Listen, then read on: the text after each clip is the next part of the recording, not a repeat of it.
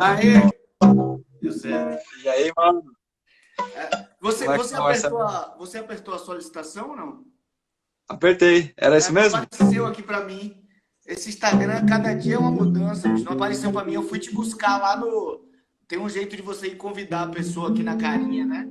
Aí eu já entrei e Aham. já mandei brasa lá. Maravilha, bom E aí, irmão, demais. como é que você tá? Tô bem, né? Estamos segurando a onda nessa quarentena aí. Acho que o Segurando a pior de onda. toda a situação política do país, que cada dia dá um susto maior na gente, né? Nem Mas fale. é isso aí. Nem fale. Vamos Se que entrar em vamos. política aqui, a gente vai passar mal.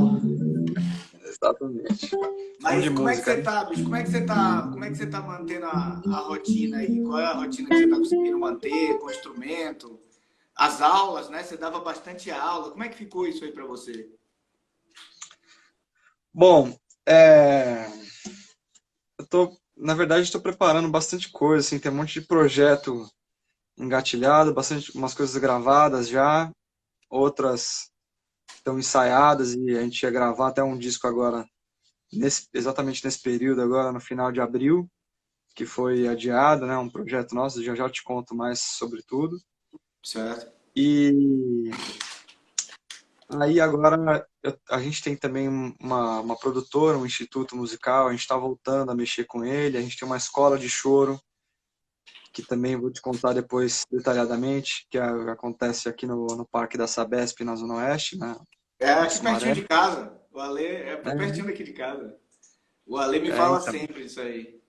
tem que passar lá uma hora, ir Ah, lá bater um papo com a gente. legal, legal. Ah, continue, legal. E aí, a, em paralelo, eu tenho um curso online, né, um curso de violão de sete cordas online, Uhum. que a gente fez o último lançamento no final do ano passado e agora a gente vai abrir uma turma nova, talvez semana que vem, Olha que espero que isso legal. aconteça.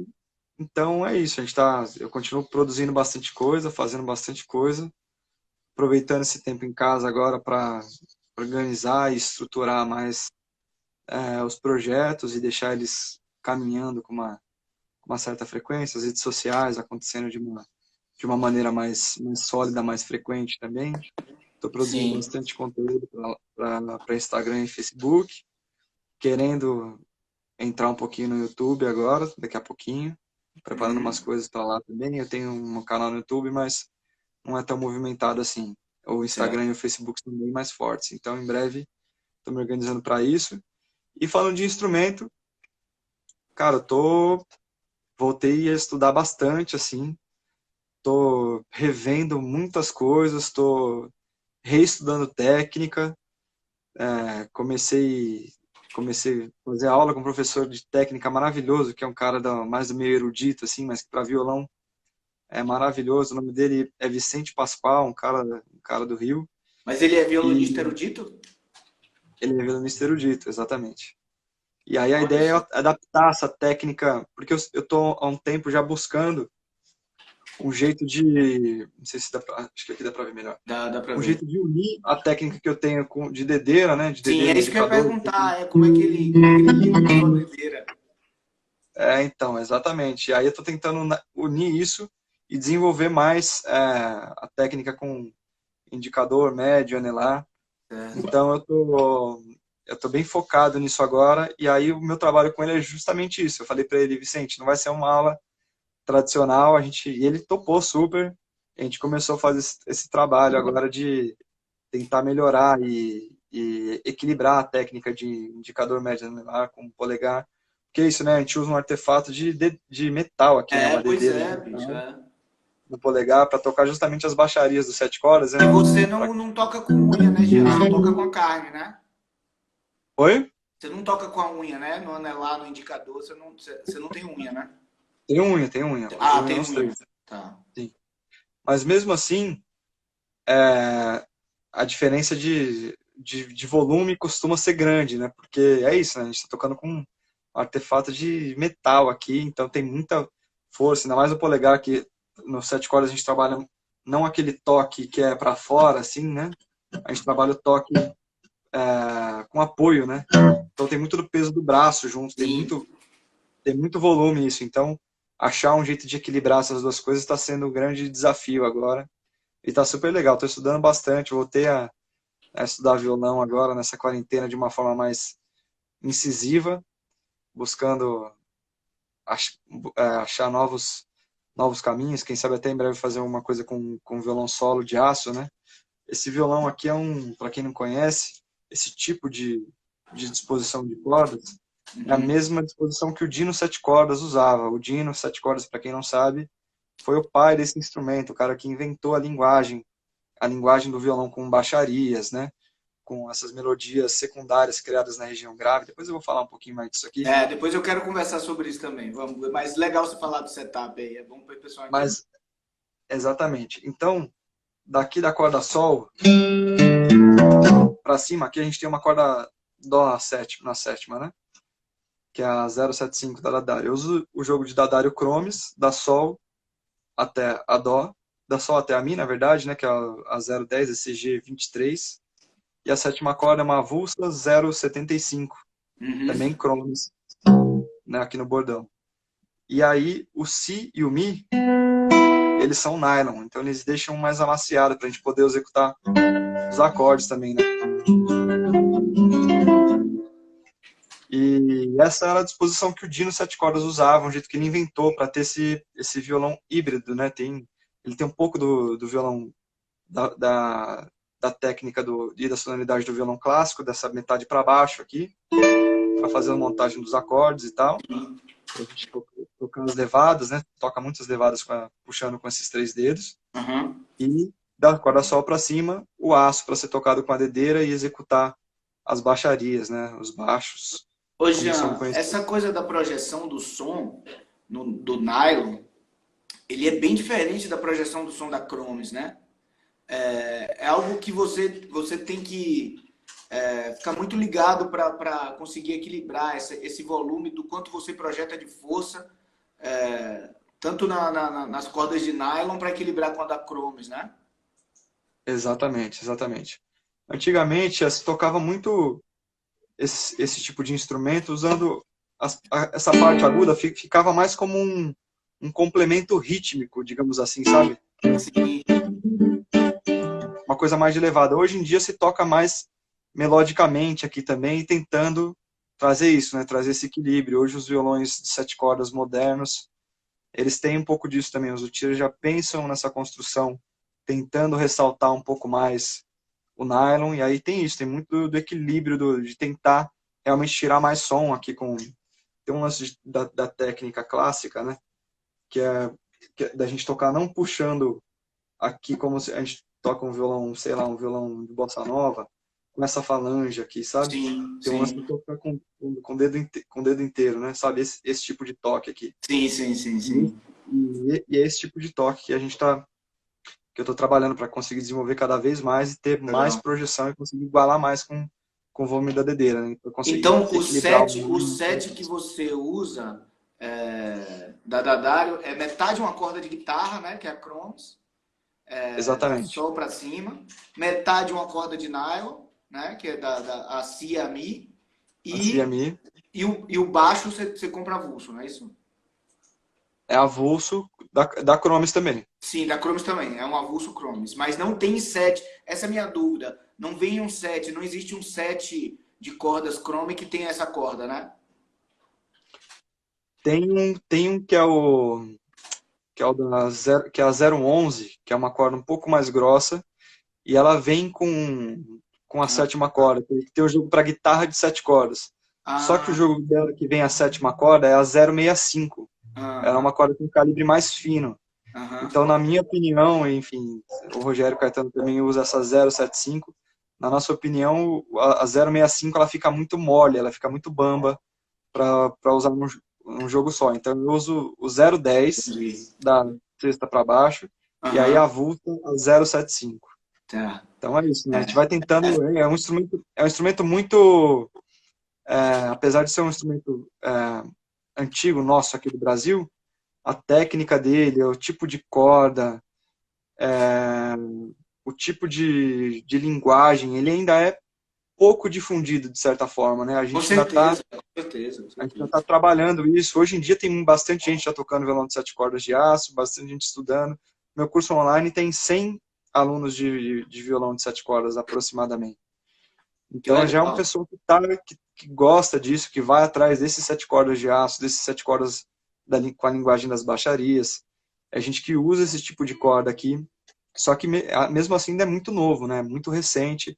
As pessoas ainda estão conhecendo. Quando a gente toca lá fora, fora do país, é impressionante tanto que as pessoas se envolvem e gostam desse instrumento, porque ele é muito diferente de tudo, né? As pessoas não conhecem ele, né? Ele é uma linguagem de violão completamente diferente, né? Um violão que é meio contrabaixo, que é meio É, contraponto. mas é lindo demais, bicho, é muito lindo. Assim, a história do Dino é lindo demais. Jean, deixa eu mandar um abraço aqui pro Cuca, tá mandando um alô aqui pra gente, nosso irmão. Qual Cuca, qual Cuca Teixeira? É, o Cuca, aí, ó. O Ah, Cuca, Edgar, aí sim. esse é irmão.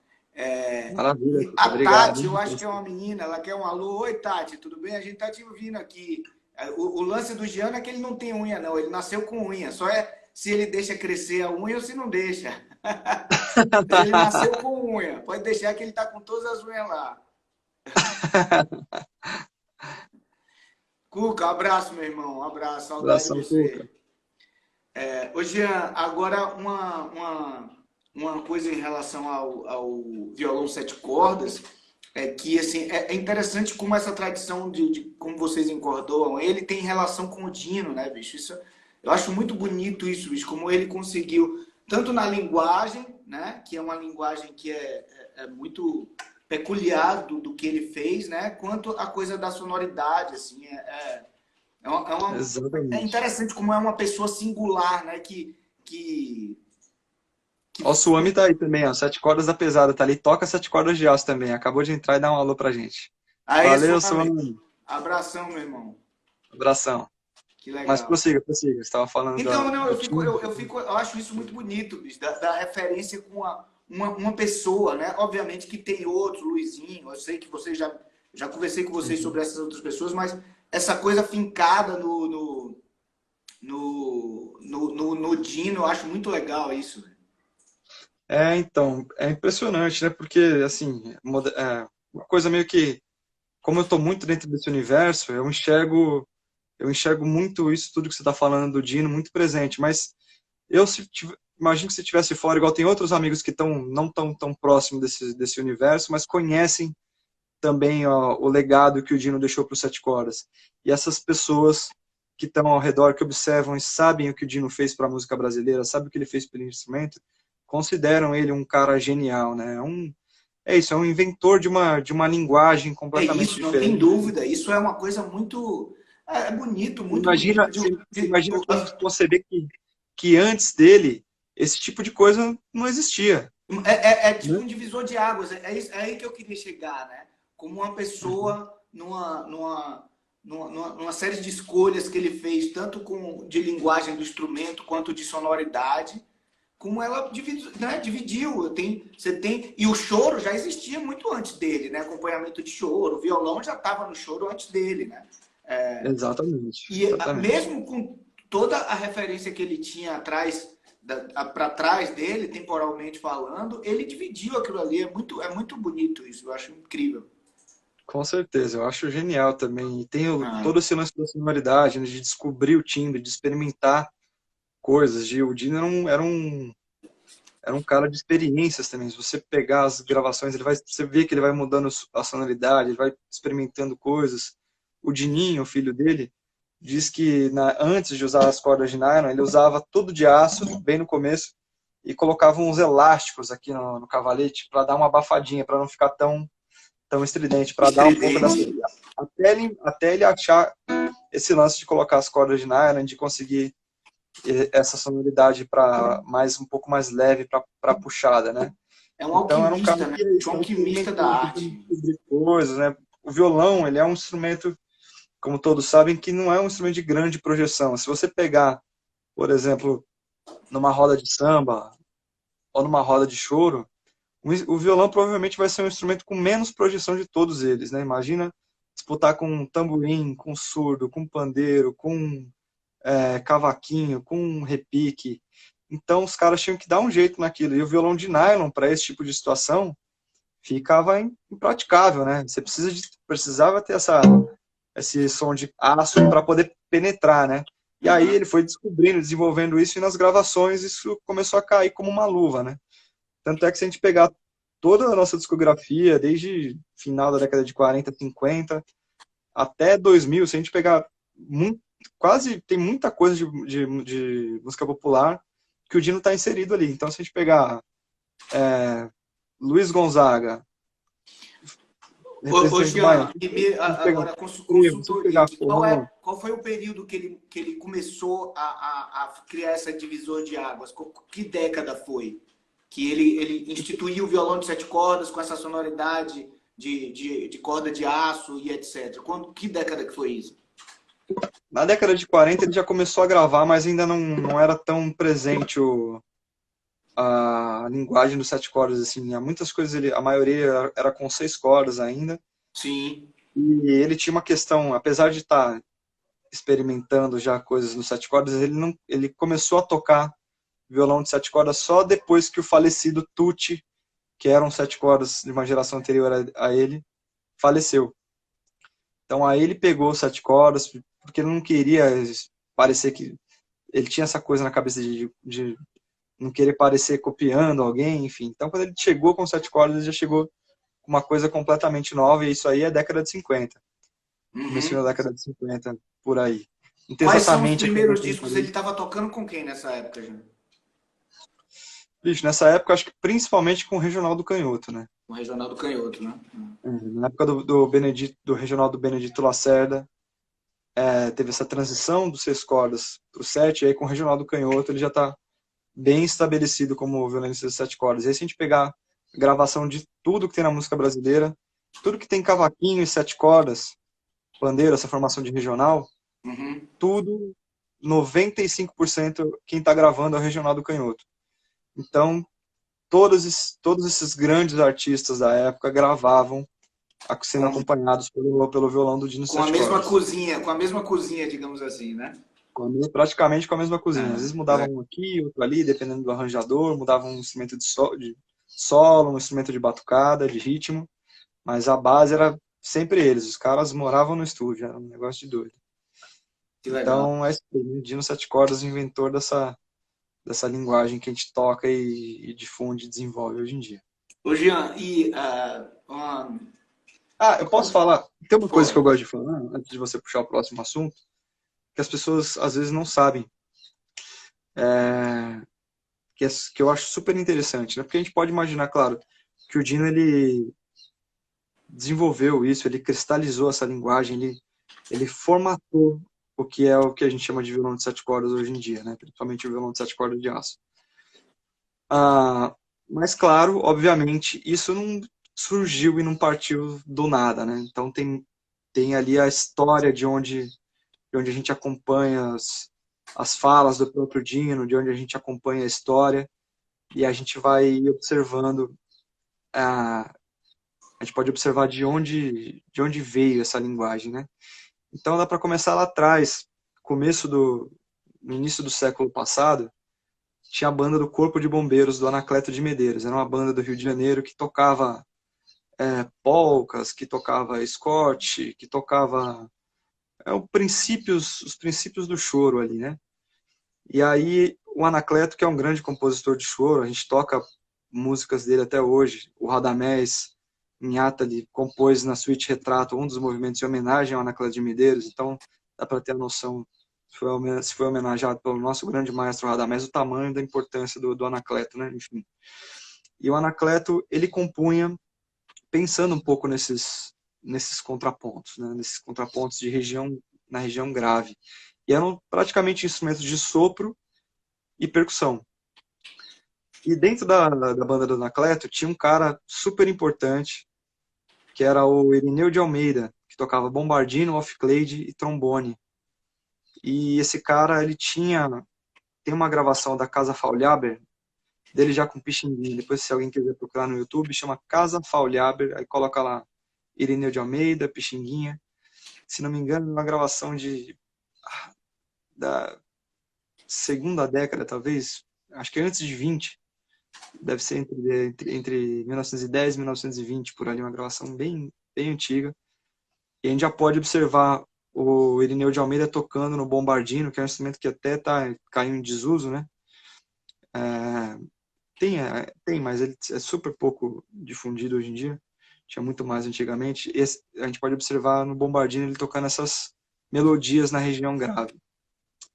E aí, esse cara, o Irineu de Almeida, que tocava na banda da Náclea de Medeiros, foi passar um tempo na casa do pai do Pixinguinha.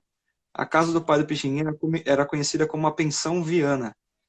Era uma casa grande, que tinha muitos quartos, e o pai do Pixinguinha recebia ali músicos que estavam, na época, em dificuldade Em que financeira. cidade? De que cidade você está falando? A casa do pai do Isso é Pixinguinha? tudo no Rio de Janeiro. Só um hiato disso aí. Isso é tudo contemporâneo da casa da Tia Seata, né?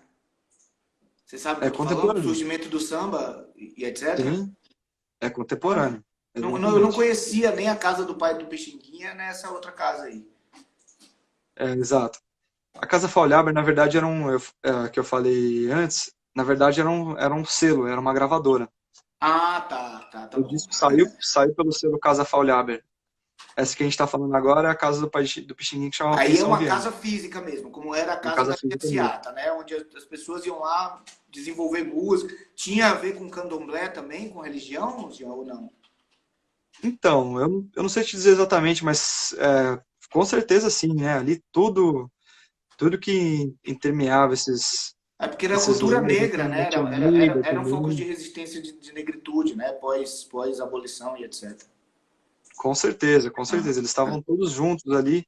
Eu não sei te dizer a localização, mas devia ser como tudo naquele lugar, nessa época, acontecia ali na região do Estácio, né? Eu preciso lembrar, dar uma pesquisada para lembrar legal, legal.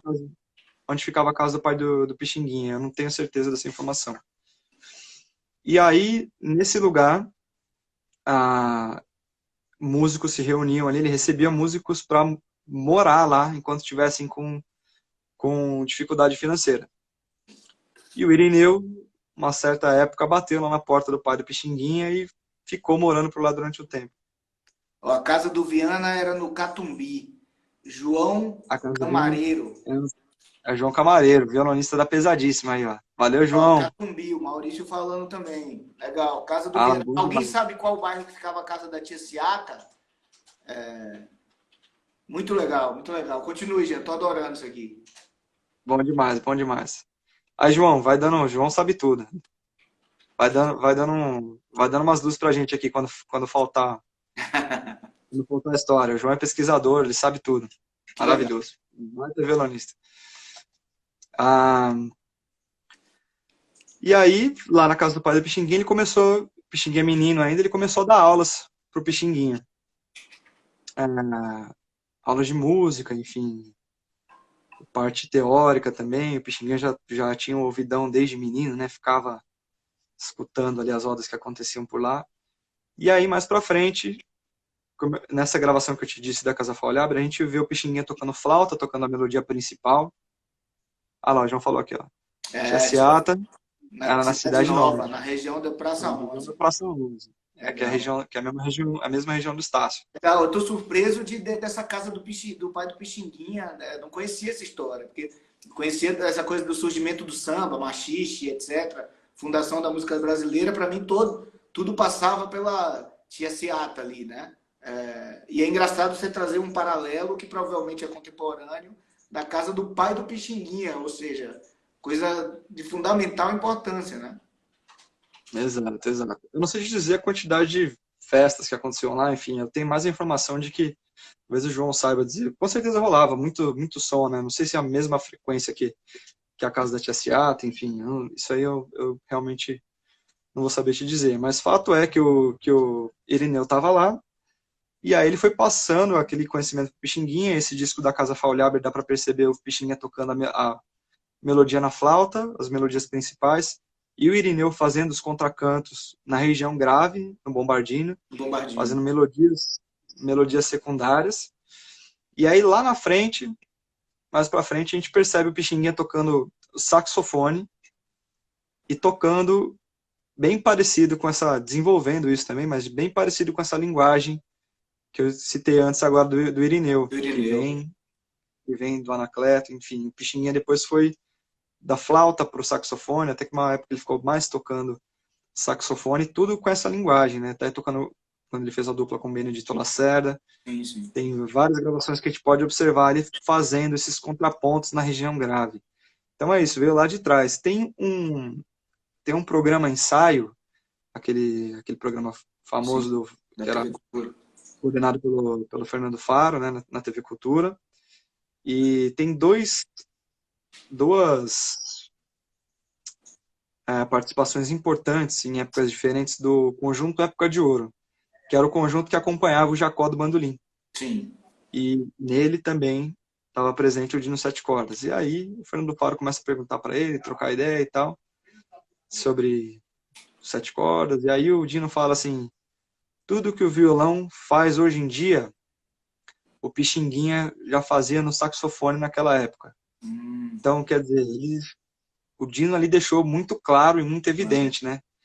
Que muito da linguagem que ele passou para o violão veio desse lugar, né? Desse contraponto que era muito presente na música brasileira, nos instrumentos de sopro. Então, ver esse caminho, assim, entender isso é bem interessante. Pegar as gravações, escutar, observar o Pixinguinha fazendo os contracantos. E aí, claro, aí o Dino pegou isso tudo e elevou a potência máxima e fazendo tudo de uma vez só, né? Fazia o contracanto, fazia a condução de baixo, como se fosse um contrabaixo acústico tocando, digamos assim, fazia os acordes, fazia a parte rítmica, quer dizer, as levadas de samba, ele desenvolveu isso de uma maneira maravilhosa. Tem um vídeo dele tocando com a Clementina de Jesus. Coloca lá, Dino Sete Cordas e Clementina, vai aparecer no YouTube. Aí tá muito claro ali a parte rítmica da levada dele, como era desenvolvido isso. Então, é muito, muito bonito de observar esse violão que faz um monte de coisa e que é nosso, né? Foi criado aqui nesse país, essa linguagem tão maravilhosa, né? Isso me enche de orgulho. Então, eu adoro falar sobre esse assunto.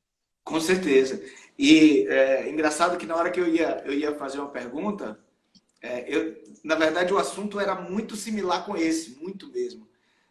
Só que em relação ao protocolo do choro, né? Porque você voltou lá para o início do século XX, né? 1900 e pouquinho, para o surgimento dessa música e você foi direto onde eu iria, que era que toda essa coisa tocavam polca, tocavam os... Ah, caramba, esqueci o nome da... Os, Machixe, não, machixe não. Peraí que eu pego. Scott, Scott, exatamente. Eles tocavam polca, tocavam Scott, que coincidentemente era o mesmo que se tocava, o surgimento da música popular, né? Basicamente, porque é o mesmo que se tocava em New Orleans, no Djamba, no surgimento do jazz lá, né? Era o mesmo tipo de música que cada América, né? A América do Sul e a América do Norte, temperou de uma exato. forma, esse polka, o Scott, etc. Inclusive Uhum. existe uma história meio bizarra até de uma música composta na mesma época por Radamés e um pianista de polka americano, que as duas foram utilizadas como início da música popular de um lado e do outro, e as músicas são parecidíssimas, inclusive o nome. Você já ouviu a história? Não, não Eu conheço essa vou, história.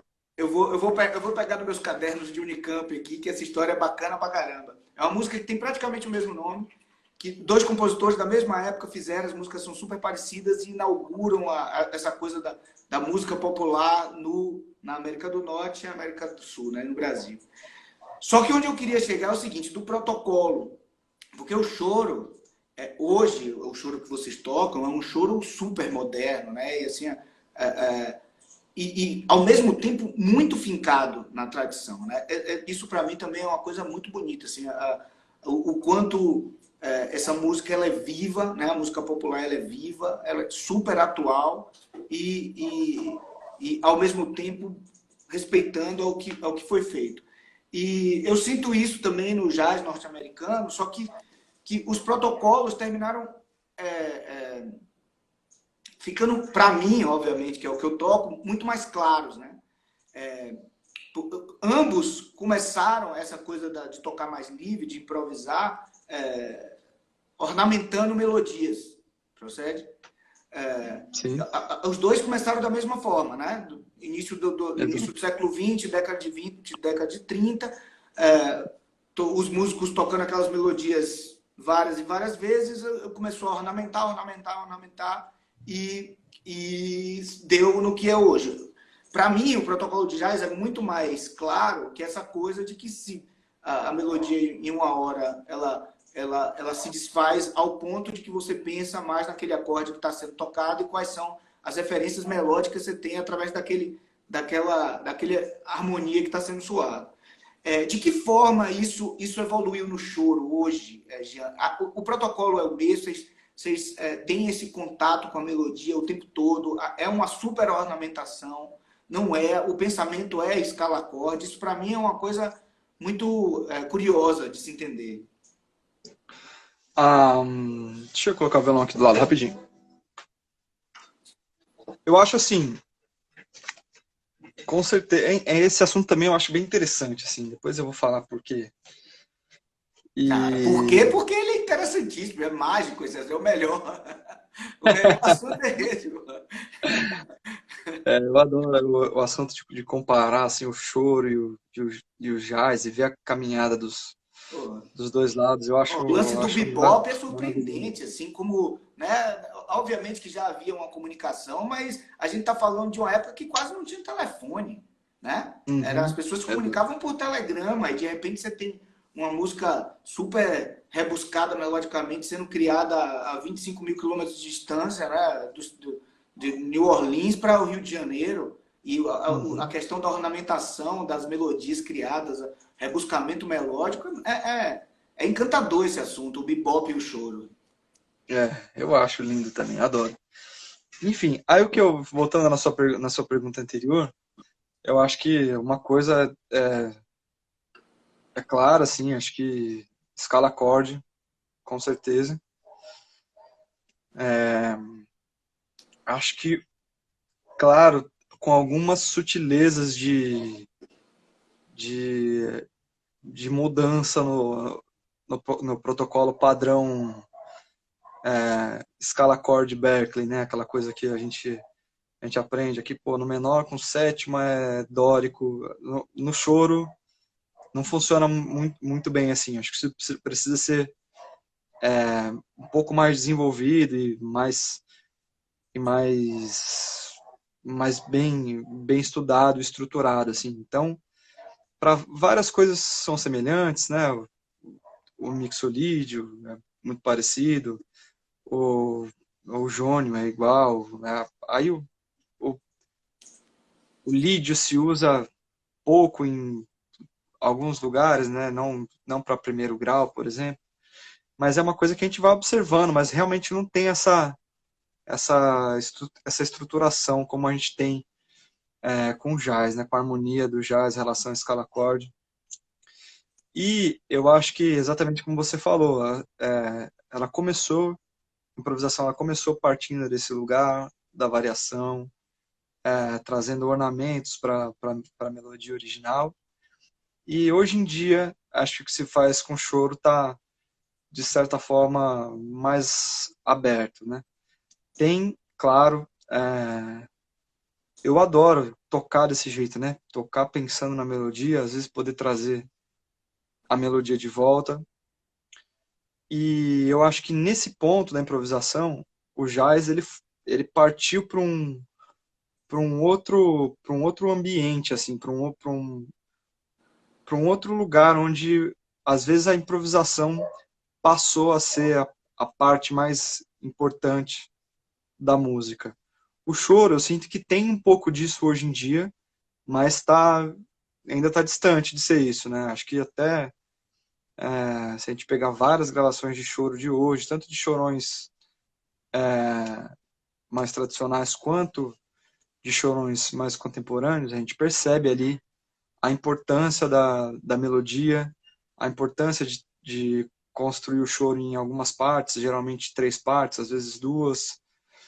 A, a improvisação ela fica restrita muitas vezes um A, por exemplo, ou um C, um pedaço da forma que tem de improvisação livre, de fato, digamos assim, o cara poder criar o que ele quiser, inventar o que ele quiser em cima daquela harmonia, Já, isso é, você está falando de discos, ou o que você está falando também se reflete para as rodas de choro da noite? eu estou falando de maneira geral, De se maneira reflete geral. para as rodas de choro da noite também.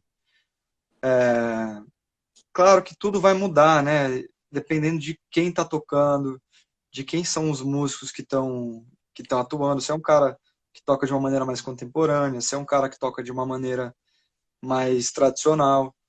Isso com certeza vai influenciar bastante nesse aspecto. Mas mesmo considerando esse intervalo, né, de mais tradicional pro mais contemporâneo dentro do choro, dá para olhar tudo isso ainda e enxergar isso num pacote bem menos voltado, uma música menos voltada para improvisação do que o jazz, na minha opinião. Entendi. É, eu sinto, quando a gente vê os jazzistas contemporâneos, que a improvisação muitas vezes é o que está de mais importante ali na música, né? O que que traz, que vai repetir várias vezes, o cara vai poder solar à vontade, repetir a forma quantas vezes ele quiser. Isso não acontece muito no choro. Tá, então Ah, minha dúvida, vamos lá para a dúvida do ignorante, tá? vamos lá. Existe um protocolo de. Era aí que eu queria chegar. Por exemplo, você está falando, o chorus, ele não se repete livremente, a depender do quanto o improvisador está disposto a falar naquela forma ali. Qual é o protocolo, então? Porque, obviamente, que a maioria, na minha ignorância, a maioria do choro é uma forma rondó, né? Ou três partes, na maioria das vezes tem um C, são formas maiores. Mas, assim, às vezes, por exemplo, que eu fui te ver tocar, ou que eu fui em rodas de choro, no Borogodó e etc., você não tem uma. Tipo, tocando a forma toda três, quatro vezes iguais, entendeu? É, Não tem. o que é esse protocolo, entendeu? O que é que está sendo feito ali? Se não é isso, se não é a liberdade total, qual é esse intermediário? Então, isso é muito louco, né? Eu pensei poucas vezes sobre isso, mas analisando agora, acho que é mais uma questão de você estar dentro do universo e tocando com pessoas que você tem intimidade. Esse tipo de frequência de tocar com as mesmas pessoas, ele vai te levando para um lugar de descoberta coletiva, digamos assim. Então, por exemplo, se pega-se um choro de três partes. Se todo mundo for improvisar nas três partes, vai ficar um negócio muito, Gigantesco, é. muito grande, gigantesco, exatamente. Ah, enfim, eu acho que ainda a gente não achou um lugar de trabalhar esse tipo de construção. Eu acho que é super possível, mas eu acho que os músicos de choro ainda não se antenaram para esse tipo de desenvolvimento. Porque, por exemplo, daria para tocar uma coisa, fazer tocar uma música com 20 minutos, desde que ela fosse trabalhada de uma maneira construtiva, né? Pensar o jeito de resolver as formas de uma, sei lá, tocou uma vez inteira a forma toda da música, A, B, B, A, C, C, A, sem tanta improvisação, com os instrumentos tocando de uma forma mais contida, talvez, com o pandeiro fazendo algumas inserções. E daí, na segunda vez, aí, quando um cara for solar durante a forma toda, aí sim, talvez o pandeiro entre mais incisivamente, o violão que estava fazendo só mais um acorde ali, outro aqui, passe a fazer mais contrapontos e dialogar com o cara que vai fazer a improvisação. Enfim, eu acho que daria para construir isso. A gente ainda não construiu, a gente ainda não fez isso. Eu acho que a gente está nesse Isso. processo e acho É que é um lugar. a maneira como eu vejo, no tempo que eu moro em São Paulo, de 2002, vai, 18 anos, né? vendo o choro daqui acontecendo, e etc., do Borogodó, e no ao vivo eu via bastante também. Eu vejo que o caminho é esse. Se você olhar de longe, no alto das últimas 2 décadas, eu vejo que isso caminhou nessa direção, né? Obviamente que não é uma coisa de liberdade total, e é justamente isso que eu quero entender em que estágio está e o que se reflete sobre isso, mas que é nítido que é nesse caminho, essa direção que artistas fenomenais como você, como o Ale Ribeiro, o próprio Rogerinho, eles estão indo, né? Para mim é muito nítido ver isso. É um caminho assim, a busca pela liberdade musical e a criatividade, para mim, é estampada no trabalho de vocês. Exato, eu sempre busco trazer coisas novas, explorar a forma das músicas, explorar harmonicamente, explorar ritmicamente, trazer ainda muita coisa que eu sinto que foi muito desenvolvida na música erudita, na música camerística, que foi muito desenvolvida no jazz, e que acho que a gente está nesse processo aqui no Choro. E eu acho que com relação a esse protocolo de forma, de improvisação, de como que vai funcionar a música, eu acho que tem o tradicional, que você entra, toca a forma da música, se você estiver tocando com pessoas que gostam de tocar, mas assim, não é porque tem músicos novos que todo mundo gosta de tocar de um jeito improvisado, de criação. Tem muito músico novo que gosta de tocar do jeito tradicional, e que é maravilhoso ter isso para a gente conseguir manter a raiz fincada ali no chão, né, no solo. Eu acho super importante. E quando você está tocando com essas pessoas que estão tocando de um jeito mais tradicional, saber que ali vai se tocar a forma da música do jeito que ela foi gravada, mas talvez com uma pequena modificação ou outra, ficar com o ouvido meio atento para ver o que o solista vai fazer. Geralmente o cara que está solando a música, ele puxa, ele dita para onde a música vai, depois que se tocou a forma inteira, por exemplo. Se o cara quer Olha, voltar para a parte B para fazer improvisação, você fica ligado. Se você conhecer o solista, melhor ainda. Por exemplo, você citou o Ale. Se eu estiver tocando junto com o Ale, eu sei que várias músicas do repertório, ele vai querer puxar alguma coisa para improvisação. Ele vai querer tocar, vai querer improvisar, vai querer deixar para alguém criar alguma coisa. Então, basta ficar atento ali nos códigos deles, uma coisa meio de olhar, sabe? uhum. Vai voltar, a música está quase acabando, ele vai para a terceira. Então, você já saca Que que o legal. negócio vai continuar ali. E aí a gente se olha, e aí acho que é meio parecido com o jazz, e aí vai você, agora eu vou, né? Não tem uma Que ordem para legal, né? os instrumentos. Eu acho que aí isso se desenvolve muito. O Kainan acabou de dar um salve aqui também. O Opa, Kainan Cavalcante, violonista da fala, Kainan. Pesadíssima aqui. E aí o Kainan, por exemplo, quando eu tô tocando com ele, às vezes a gente toca sozinho umas coisas, e aí a gente já gosta de tocar com a forma super livre, assim, bem. Ele toca violão solo, um solista maravilhoso, violonista e para mim um dos maiores que a gente tem aí. E aí a gente gosta de tocar de um jeito mais livre. Disso, às vezes nem começa tocando melodia, começa tentando mesmo criar e buscar esses nuances de dinâmica e de improvisação e de criatividade de uma maneira um pouco mais livre. E aí um fica ligado no que o outro está puxando com a antena ligada. Se o cara puxou para tocou um A, um B, voltou pro A. Aí acabou esse outro A gente se olha, bicho, se o couro estiver comendo, ainda a gente estiver com assunto para falar, aí a gente já sabe que grande chance de voltar para a parte B de novo, numa música que tenha só parte A e B, né? Uhum. Aí ele começou a solar ali, aí quando acabar a parte do solo dele que ele estiver entregando, ele vai me olhar, aí eu vou puxar também alguma coisa que vai deixar claro para ele se a gente está na parte B ainda, se a gente vai voltar para a parte A. Então, eu acho que isso aqui ainda não tem a gente não tem um protocolo de como o Não, tô choro entendendo, tô vai acontecer entendendo. sem, sem ser Eu o acho que, tradicional. eu acho que é por isso que para quem está de fora do processo e me criou para mim, né? Me criou essa situação, tipo, qual é o, né? Qual é a moldura desse quadro aí, né? Que está sendo pintado. Você tem Aham. uma pintura musical ali que está linda, maravilhosa, mas pô, qual a moldura, né? Onde vocês se limitam ali? Porque no jazz é muito claro, a gente tem uma forma, tá ali, ó, bicho, você tá rodando, rodando, rodando e etc. Como você falou, de certa forma é até mais simples na sua complexidade, né? Que é evasivo, cada um faz o que quer, mas é mais simples de entender porque a moldura está ali extremamente bem delineada, né, na maioria das vezes. E o que você Exato. está descrevendo agora é justamente isso, que é uma coisa que está se desenvolvendo, essa moldura, né? Muito legal, né?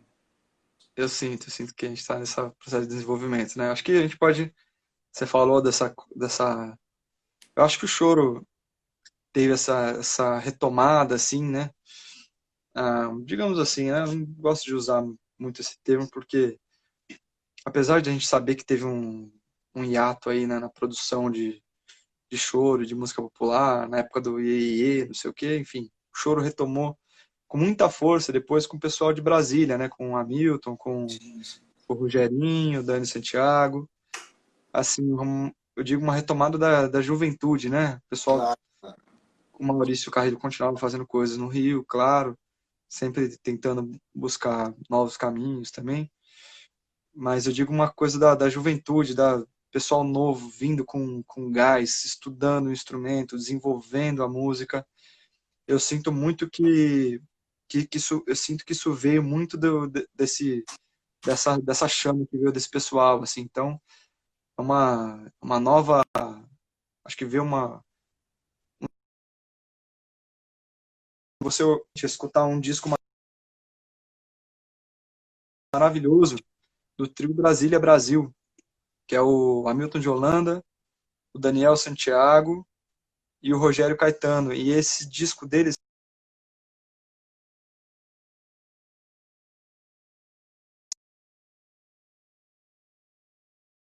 de uma coisa nova para o choro, assim, muito fresca de arranjos, de possibilidades, de fórmula de compasso, de harmonia, de improvisação.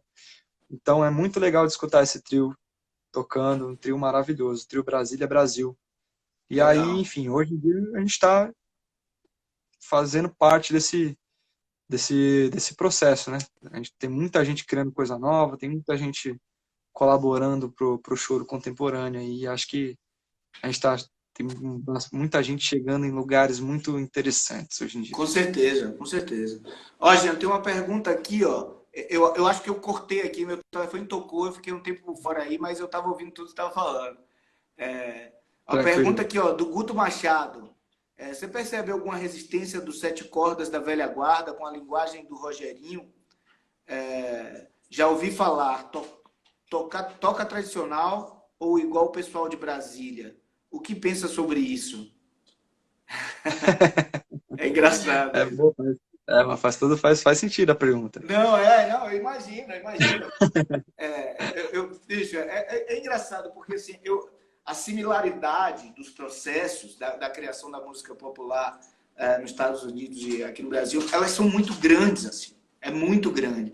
E assim, no meu período na Unicamp, lá eu tive a oportunidade de estudar um tempo nos Estados Unidos e tinha essa mesma coisa, né? Tinha essa mesma coisa, você vai tocar com o Wes Montgomery ou vai vir com essas maluquices do John Scofield, sabe? É, Aham, é a mesma coisa, assim, exato. você sempre vai ter essas pessoas, as pessoas que querem puxar para frente, as pessoas que querem se ficar no tradicional. Eu acho que as duas são importantíssimas, mas eu acho que o mais importante é essa música se manter viva e pulsante, como vocês têm deixado, né? Então, responde aí o Guto, que eu tô curioso também de ouvir.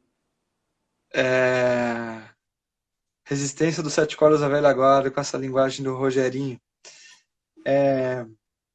Se toca tradicional igual o pessoal de Brasília.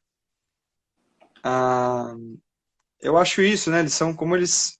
O Rogério, ele é um cara que desenvolveu realmente a linguagem dos sete cordas para um outro estágio, assim, harmonicamente falando, melodicamente, pensando na região grave do instrumento. ele passou a ser um solista que solava nessa região também, um grande improvisador. Enfim, o cara que trouxe uma contribuição muito grande pro violão de sete cordas e que todo mundo que aprende sete cordas hoje em dia bebe nessa fonte também, né? E o Rogério, com certeza, sai desse lugar que é o lugar tradicional, apesar de saber tocar tudo aquilo como ninguém, né? É o cara que eu mais conheço, que sabe tocar todas as gravações do Dino, sabe tocar todas as gravações do Rafael, ele toca igual, tirou tudo, toca muito parecido, Que todas legal. as frases. Então é um cara que tem uma bagagem do tradicional de uma maneira muito, muito grande. Então, isso que você tá se referindo, essa resistência da velha guarda, existe, porque é isso, essas pessoas elas estão acostumadas com o choro tradicional, tocado daquela maneira, tocado sem muito espaço para improvisação, como a gente acabou de falar agora, né, sendo tocada com a forma mais daquele jeito tradicional, A, B, B, A, C, C, A, e acaba a música. E essas pessoas, como o Rogério, eles estão propondo coisas completamente diferentes, né? Ele tá propondo outra coisa, ele está propondo que os sete cordas não vai só acompanhar agora, os sete cordas vai fazer solo na região grave, vai solar a melodia principal, vai solar, vai fazer improvisação, vai colocar escalas que não estão, e notas que não estão, a gente falou de relação escala-acorde agora, que não estão dentro do ouvido do chorão tradicional. Então, isso, por ser Uma coisa que para mim foi lá no seu workshop, né, com o Luizinho de Sete Cordas, você fez o festival Sete Cordas um lá, festival. e ele colocou, ele toca uma frase, bicho, da diminuta ali, um negócio lindo, bicho, e que, assim, para quem está acostumado com o ouvido tonal, esperando tom, tom, semitom, tom, tom, tom, semitom, aquilo ali está em outro lugar musicalmente, Exato. né? De uma beleza, bicho, quando ele fez a frase ali, eu falei, caramba, bicho, quantos anos tem isso aí? 50, né? Incrível, bicho. E tá lá no disco de música brasileira, não lembro se era de quem era o disco, se era Jamelão, não me lembro. Eu lembro que eu fiquei tão fascinado com aquela expressão musical ali na hora, tão moderna, e vocês, coisa moderna. Moderna o cara fez há 50 anos, bicho. Moderno. Exatamente. Muito Exa- louco. exatamente, exatamente. Enfim, aí tem causa alguma resistência, assim, a esse pessoal da velha guarda que às vezes torce o nariz, vê um cara tocando um pouco mais rápido, com uma improvisação. Ah, ele não tá tocando a música não precisa disso, a música já é bonita por si só, tem que tocar a música. Já vi muita gente falando isso, vários amigos meus, inclusive. Então, eu acho que apesar de haver essa resistência, eu acho que tudo tem o seu lugar, né? Eu acho que a gente tem que saber que a gente tem que conseguir entender que o pessoal da velha guarda, ou até mesmo o pessoal de hoje em dia que gosta mais do choro tradicional, vai receber com um certo estranhamento essas mudanças, né? Porque é isso, a gente teve os mestres que foram o Jacó, que foram Pixinguinha. Claro, pô, a gente segue esses caras desde sempre. Então, quando você ouve alguém tocando aquele Pixinguinha de um jeito diferente, a primeira coisa que você fala, quem é esse cara que tá aí querendo tocar um negócio do Pixinguinha do jeito dele? Rapaz, não conhece Pixinguinha, não. Então é isso. A primeira sensação que vai bater na pessoa é essa, né? O que esse cara tá fazendo com essa música que eu amo tanto, né?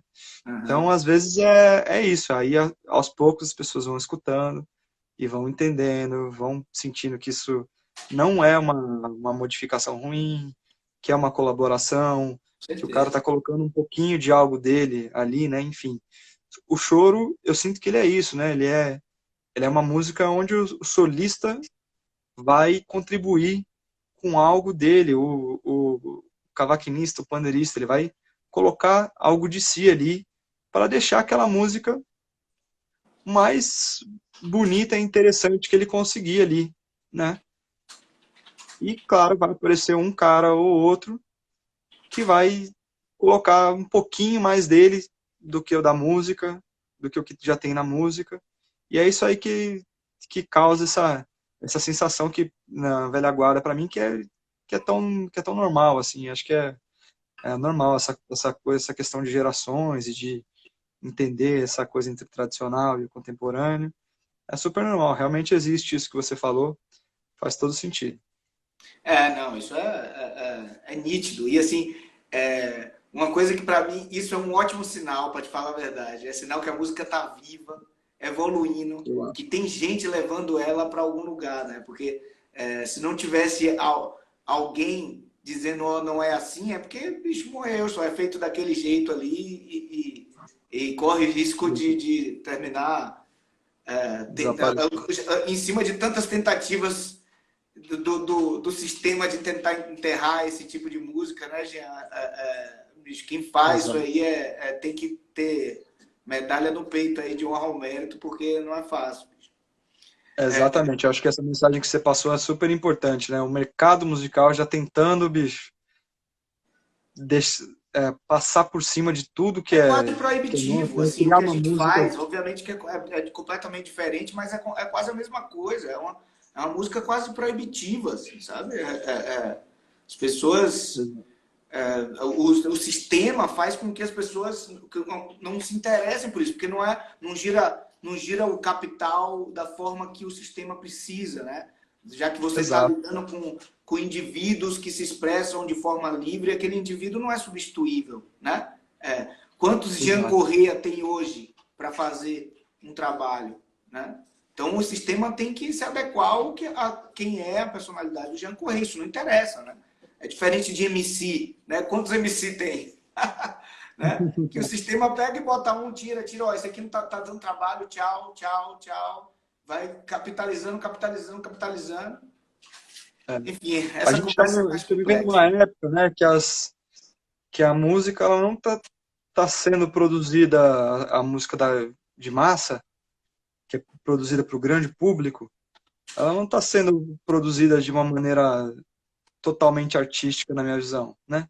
É uma música criada para o mercado, é aquele chiclete que vai grudar na cabeça da pessoa que teve 5 segundos para ouvir de música, que vai e daqui a um mês vai morrer, enfim, não é uma artisticamente como a gente pensa a música, essa música essa Não música tem não tem quase tanto valor. nada Então, mais. se a gente que está nesse lugar do choro, que é um nicho desse tamaninho, né? Isso eu acredito que tem muito a ver com o que o Marcelo falou. Se a gente que está no nicho do choro, que é desse tamaninho, ficar se desentendendo entre a gente mesmo, porque um é mais tradicional, só toca daquele jeito, ou aí o tradicional fala do outro. Ah, não, porque esse aqui está mudando completamente a música. Se a gente não se unir e se a gente se desentender nessa pequena classe, bicho, a gente vai sumir, né? Eles estão, o mercado da música está passando um caminhão em cima da verdadeira música popular. Então a gente tem que fazer o contrário, né? A gente tem que unir forças, todo mundo se valorizar, para a gente poder crescer todo mundo junto. Jean, ó, tá dando 2 minutos aqui. Eu queria falar uma coisa, eu preciso fazer aqui a divulgação do canal Express Guitar, né? Uma live oferecida pela Dadário, que patrocina o Jean.